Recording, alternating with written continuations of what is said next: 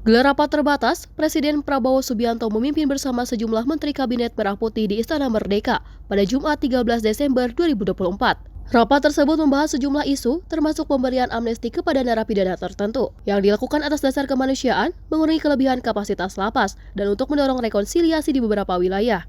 Dalam keterangan pers kepada awak media usai rapat di Kompleks Istana Kepresidenan Jakarta, Menteri Hukum Supratman Andi Aktas menjelaskan bahwa pemberian amnesti ini mencakup beberapa kategori narapidana. Saat ini, pihaknya juga sedang melakukan asesmen dengan Kementerian Imigrasi dan Pemasyarakatan. Dan Jaksa Agung, ada 3 hal yang terkait dengan hasil ratas. Yang pertama adalah menyangkut soal transfer terkait beberapa kasus dengan negara sahabat yang kebetulan dihukum di Indonesia, dan nanti akan dijelaskan oleh Pak Menko terkait dengan hal tersebut. Kemudian yang kedua, Presiden akan memberikan amnesti terhadap beberapa narapidana yang saat ini sementara kami lakukan asesmen bersama dengan Kementerian IMIPAS, ya. Di samping untuk mengurangi overload dari kapasitas lapas kita, tapi juga atas pertimbangan kemanusiaan.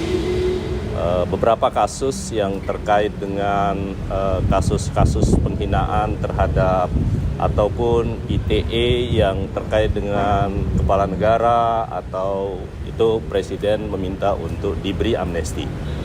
Kemudian ada juga beberapa kasus yang terkait dengan orang yang sakit berkepanjangan, termasuk ada napi kita, warga binaan kita yang sudah status orang dalam gangguan jiwa, dan juga ada yang terkena penyakit yang berkepanjangan termasuk HIV, itu ada kurang lebih sekitar 1.000 sekian orang, itu juga diminta untuk diberikan amnesti. Termasuk beberapa kasus-kasus yang terkait dengan Papua, ada kurang lebih 18 orang, tetapi yang bukan bersenjata, juga Presiden setuju untuk memberikan amnesti.